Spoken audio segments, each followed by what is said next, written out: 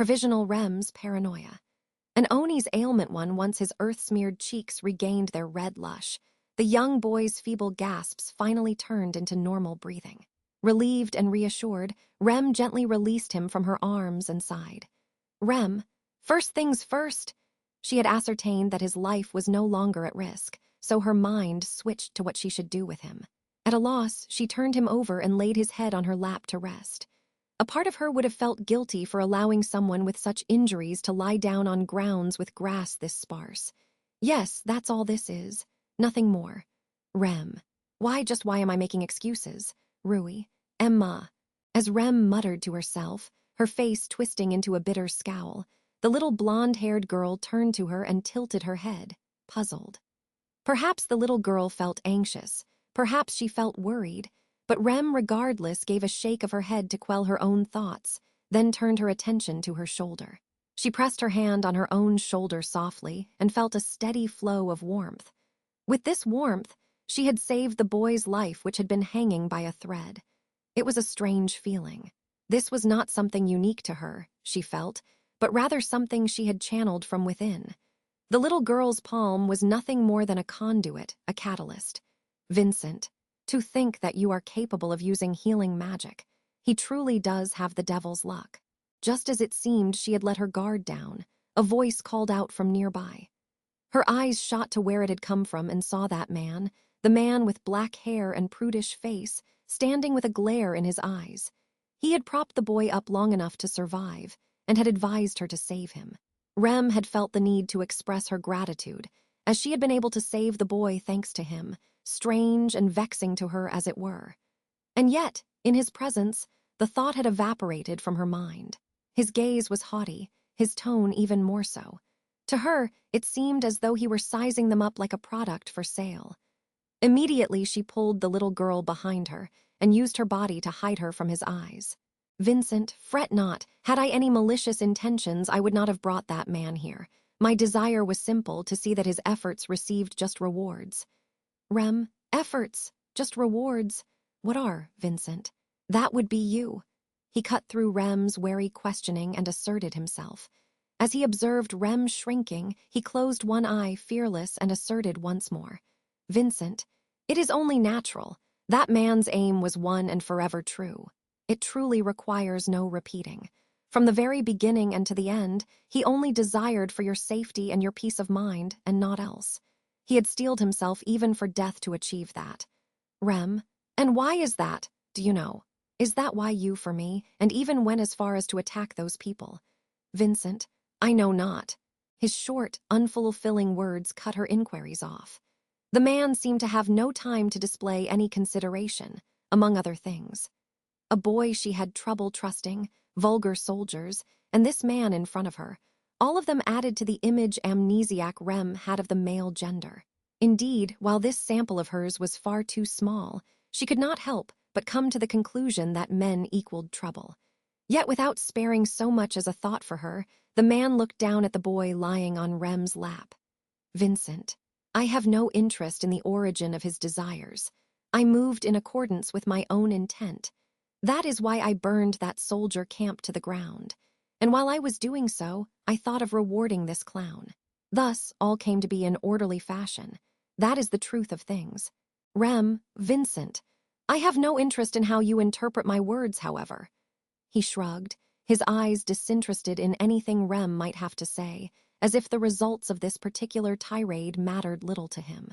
He had done what he wanted, and any actions taken outside of his pursuits were born of his whimsy. However, Rem's heart had yet to dry or harden so much as to be unable to appreciate his roundabout kindness. As they spoke, the overwhelming retch of miasma wafted out of the boy as he lay on her lap, keeping her on edge. Her instincts screamed at her to be wary of him, regardless of his appearance or behavior, even if that behavior included risking his life to save her from that military encampment. Rem, I don't understand you. She continued mumbling towards him, having failed to obtain a straight answer from anyone. Vincent, Maiselda, I am going back to the village. Destroy the camp until nothing is left, and take whatever you can make use of. Maiselda, understood. Don't you have to hide your face anymore. Vincent, Indeed, there are disadvantages to having my face be witnessed.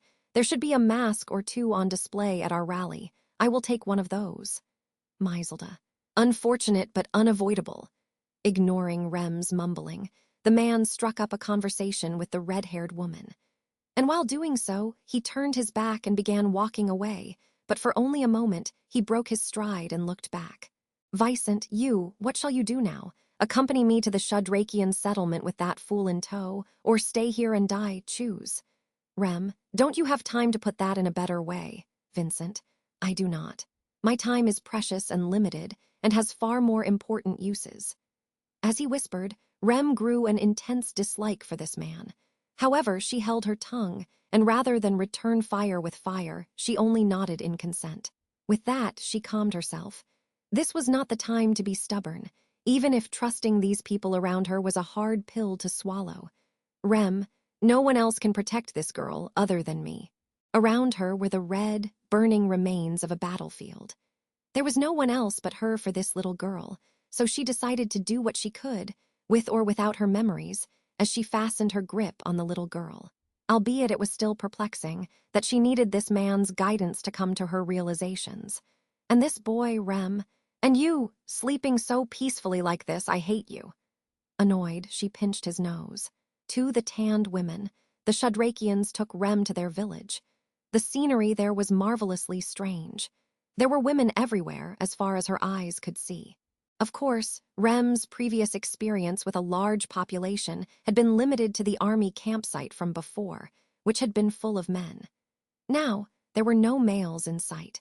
The idea that mixed-gender environments are rare had begun to take hold in her mind. Rem, are the men of your tribe fighting elsewhere? Tarita, no, this is merely circumstances. More women are born to Shudrak, while it just so happens that the sacred army has more male soldiers. Ah, sister. Maiselda. Tarita, do not annoy me for every little thing. You are my sister, the chieftain's sister. Behave like it. The chieftain's sisters of the Shudrak, Tarita responded to Rem's question, then called for Maiselda. Maiselda rebuked Tarita, who had her hair dyed blue. While she did feel bad about having possibly done something bad to Tarita, she decided to keep her inquiry's rejection in mind. At present, everything around her looked new and fresh, as if a treasure chest lay open in front of her. She had learned firsthand during her time at the military encampment that not all were willing to humor her questions. In that sense, the women of this village were comparatively kinder, though to be fair, the eye-patch man from the military camp was crueler than expected, so the comparison may have not been truly warranted. Regardless, Rem had finally found a place to lay low for the time being. The Shudrak thankfully seemed to have no intention of restricting her in any way, and even went so far as to provide her with a hut to rest. There, she laid the young boy on the bed to rest, and for the time being, Rem decided to calmly mull over her situation. She had to think about her position in all of this, what to do afterwards, decide on what to do with the young boy and the little girl, and Rui. Rem. As she rubbed her eyebrows, deep in thought, she felt a small hand tug at her sleeves. Ever since they had arrived at the village, the little girl had been tagging along behind her quietly. While she had become more attached to Rem compared to the time they had been running around in the great jungle earlier on, the fact that she showed concern for her took Rem aback. Vincent, it seems even that little girl understands that even if you try to piece everything by yourself at random, you shall hit a dead end. Rem, you again. As the little girl tugged on her sleeve, she heard his voice. Taking no effort to hide the displeasure on her face, she turned around. Standing at the entrance of the hut was that man with black hair, though his current appearance left her dumbfounded. He was wearing an atrocious mask, one with streaks of red and white, something that made him stand out like a sore thumb. Regardless, along with his clothes also being a dead giveaway, it failed to mask his particular presence that made him him. Rui, Rem, what is that mask? It's scaring her. Vincent, I am in quite a precarious situation, you see. Regardless, for the sake of the Shudrak as well as my own, I deemed it best to keep my face hidden. He spoke as he placed his hand on the mask twisted in anger, then proceeded to nonchalantly enter the hut. Rem attempted to convey that he was not welcome, but alas, he was not of the sorts to heed her. So Rem decided to drop all pretenses and be straightforward. Rem, what exactly are you and him planning to do? Vincent, strictly speaking, that man and I are not working together. Our interests happened to align this one time, so we joined hands. There is no guarantee that that shall hold true in the future. Rem, Vincent, he shall plan to avoid the conflict ahead of us. He shall attempt to flee from it. Of course, he shall plan to take you with him. Pulling in her chin, Rem remained silent despite being insulted. While the keywords conflict and flee piqued her interest, she was more interested in the latter part of what he said, that boy, Natsuki Subaru, would attempt to take her with him. It worried her. Truth was, the thick miasma that radiated out of him kept Rem's senses sharp and on guard against him. That said, her initial hostility towards him had begun fading.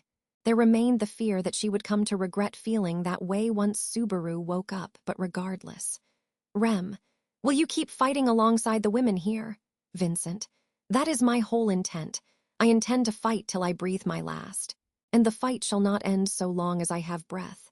Rem, I have to get away from that and hide. Vincent, I am war itself. Where do you intend to hide from me?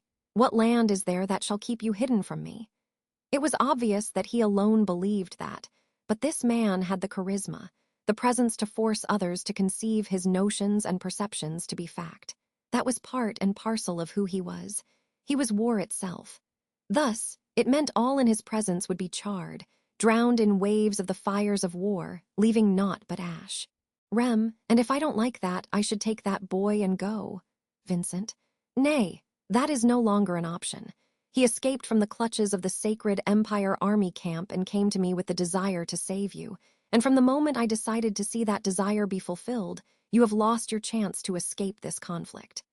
Rem, Vincent, no matter where you are, no matter how far you flee, the flames of war shall surely find you. They shall once more embroil you, engulf you. Your desire or detestation for it matters not.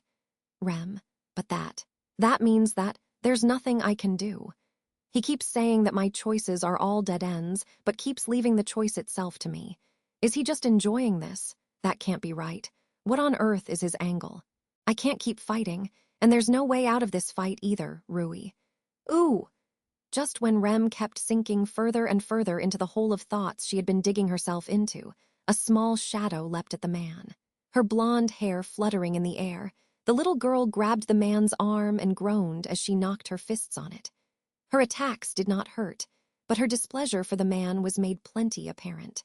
Seeing that, the man raised his arm, with the little girl still attached to it and Vincent. A child mimics their company. If Cecilus were present, you would have regretted your bold and rash actions. Rem, you won't get mad at her. Vincent, you imply that a child's tantrum would anger me. I may put those who disrespect me in their place, but to expect a mere child to understand the intricacies of honor, that is foolish. However, as his voice trailed off, his gaze shifted to Rem and Subaru.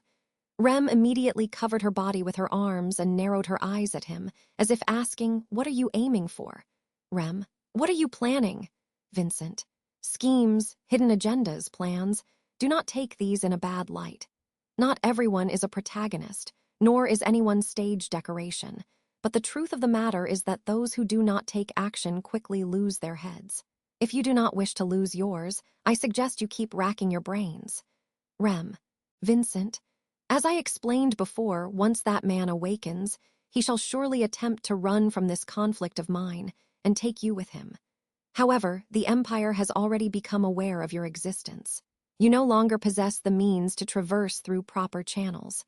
His words drove a cold blade deep into her chest. There was a fierce animosity within them. They clouded her eyes almost, but they were concrete words. Rem had no way to refute them. Even she could not forget that hellish landscape.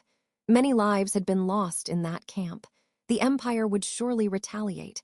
They would surely bear their fangs at Rem and her company, the cause of that tragedy. There was only one reason for that, Vincent. Surely I do not need to point out the reason for that.